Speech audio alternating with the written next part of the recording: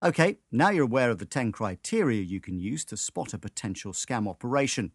How to use them. Basically, a legit supplier will comply with all 10 of them with some rare occasions.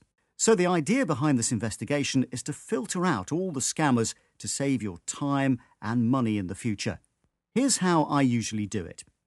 1. When landing on the website, pay close attention to the overall design and layout. If the website looks really crappy, stay away. Sure, even not all legit supplier websites will look amazingly, but a serious supplier will get at least decent design and make sure the overall website's usability is good. After all, their business depends on it. 2. The next thing I look at is the Alexa and Google page ranks. As I have installed this handy toolbar, it takes me just a few seconds to evaluate these indicators. If the page rank is 0 and Alexa rank is more than 1 million, I leave that website alone.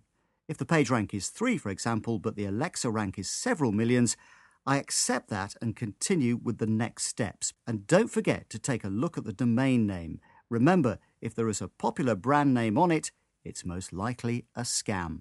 Next, find About Us and contact pages. Again, if there are free emails used, no address, no company name, no registration number, and no phone numbers, leave that website alone. Also, pay close attention to other informative web pages on that website. Is there FAQ, help, new customers pages? What about payment options? Not in all cases, the website will have all this information for the customer's convenience, but if it has a good number of help pages, it's a good sign that you have found a good supplier. 4. Take a look at the product images. Do they have their own watermarked pictures, or are they lookalikes taken from somewhere else? In most cases, legit suppliers will have their own, ideally watermarked images. That's it as far as the on-page factors go. If everything looks okay, use the other criteria for gathering more information, Whois database and Google search. If there aren't any negative comments about this company, you can take the next step, which is the first contact. The truth is that by using the previously mentioned filter system, you'll get a lot of websites that look okay, but that's not enough. You have to know how to speak with a supplier. Many people are afraid of asking many questions, but in fact, you should do exactly that. Ask as many questions as you can possibly think of. Send out the first email and ask for the company's registration and export certificate scanned versions. Ask about the payment options, shipping options, and order lead times. Ask them if it's okay to visit their factory or warehouse in person. Ask them for a phone number. Then wait for a reply. If they reply within 24 to 48 hours, it's a good sign that they have a proper sales mechanism in place. It's a good thing. Most of the factories in China will have dedicated salespeople who'll deal with you directly. Don't take any of their excuses for granted. If they can't send you the registration and export certificates just because their scanner is broken for some weird reason, leave them alone. If they gave you their phone number, make the call. What can you lose? Nothing. Pay close attention to who's picking up the phone and what is the introduction. Is it a simple hi, or the person introduces him/herself as the company's representative? The next thing is asking about a sample order.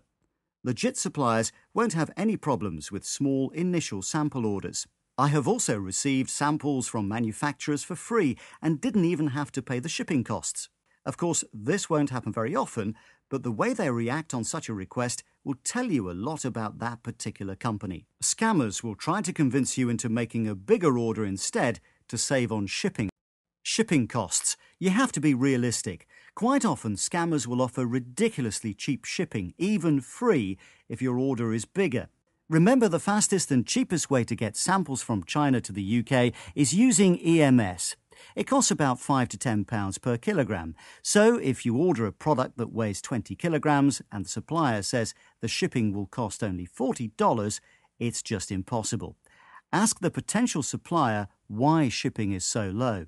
This is a very simplified layout on how you can check the suppliers from China. There are many more small elements you should pay close attention to, but the criteria I gave you in these 2 newsletters are the most important ones, at least in my opinion.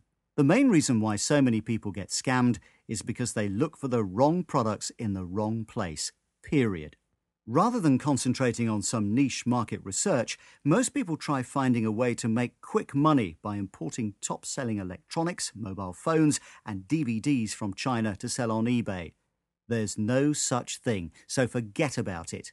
But there are hundreds of niche products you can source from China safely and make a very comfortable living by selling them online. By using the strategies from the Inventor's Mindset video, you can achieve phenomenal results. In one specific niche, I have an ROI of 800% with an average order of £30.